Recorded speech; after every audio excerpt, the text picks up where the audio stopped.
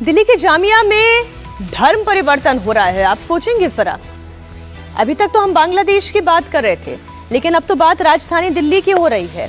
Hindu professors और छात्रों पर इस्लाम फॉलो करने का दबाव डाला जा रहा है।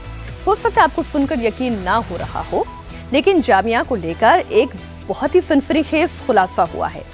जामिया को लेकर एक रिपोर्ट सामने आई है। यह रिपोर्ट कॉल फॉर जस्टिस नाम की एक एनजीओ की है, जिसे दिल्ली पुलिस के पूर्व कमिश्नर के साथ मिलकर तैयार किया गया है।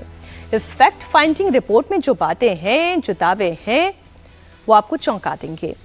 जामिया में रेडियो पर वंदे मातरम बजाना मना है। सोचिए, वंदे मातरम ये बजाना मना है। क्यों?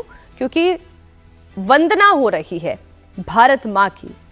अगर किसी हिंदू लड़के ने माथे पर तिलक लगा लिया या हाथ में कलावा पहन लिया तो उसे डांट पड़ जाती है। रिपोर्ट में कहा गया है कि जामिया के अंदर हिंदू असिस्टेंट प्रोफेसर पर मुस्लिम से शादी करने का दबाव डाला गया। ये सब कुछ इसी रिपोर्ट में लिखा है। हिंदू छात्रों को इस्लामिक किताबें दी गई ताकि वो उसे पढ़ें और इस्लाम को फॉलो करें।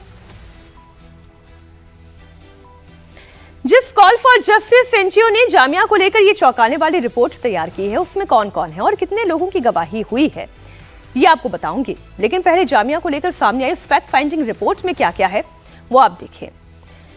रिपोर्ट में कहा गया है कि जामिया के अंदर हिंदू छात्रों और शिक्षकों को उत्पीड़ित किया जाता है, उनका उत्पीड़न होता है।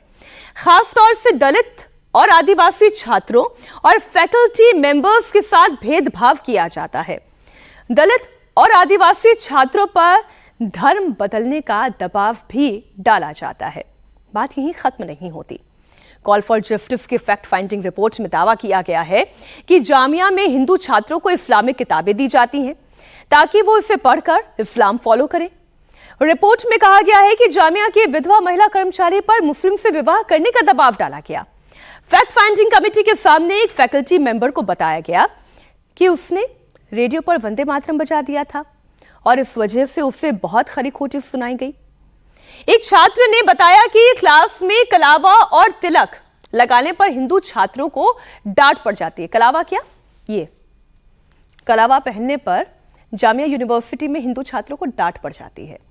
हिंदू छात्रों से कहा जाता है कि वो नमस्ते की जगह अस्सलाम वालेकुम कहें, और जो इन बातों को नहीं मानते हैं उन्हें तरह तरह से परेशान किया जाता है। इस भेदभाव की वजह से कई हिंदू छात्र जामिया छोड़ने पर मजबूर भी हुए हैं। इस फैक्ट फाइंडिंग रिपोर्ट में ये तमाम बातें लिखी गई हैं।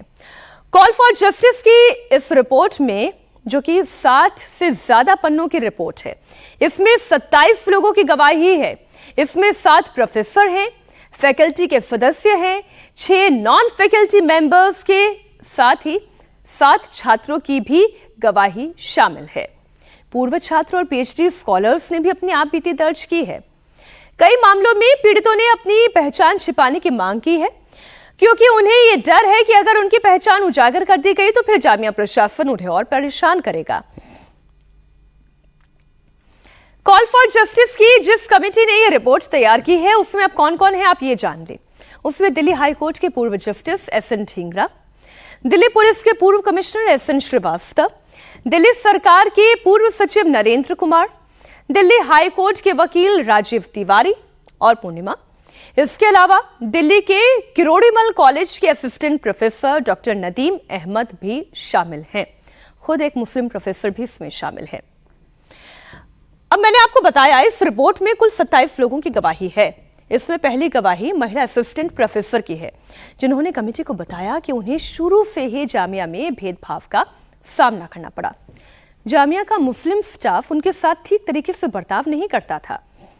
यहां तक कि एक मुस्लिम क्लर्क, जो कि पीएचडी थीसिस का टाइटल भी सही से नहीं पढ़ सकता था, वो उनकी थीसिस की क्वालिटी पर सवाल उठाता था। उन्होंने इस बात की शिकायत उस वक्त जो वहां के रजिस्ट्रार थे नाजिम हुसैन जाफरी से भी की, लेकिन कोई एक्शन नहीं लिया गया। उनके ऊपर इस्लाम धर्म अपनाने का दबाव डाला जाता था। इस्लाम नहीं अपनाने पर उनके साथ भेदभाव किया जाने लगा। ये सब कुछ आप बीती इस रिपोर्ट में लिखी गई है। इस रिपोर्ट में दूसरी गवाही एक दलित फैकल्टी मेंबर की है। रिपोर्ट में उस दलित शिक्षक ने बताया है कि गैर मुस्लिम होने की वजह से उनके साथ भेदभाव हुआ।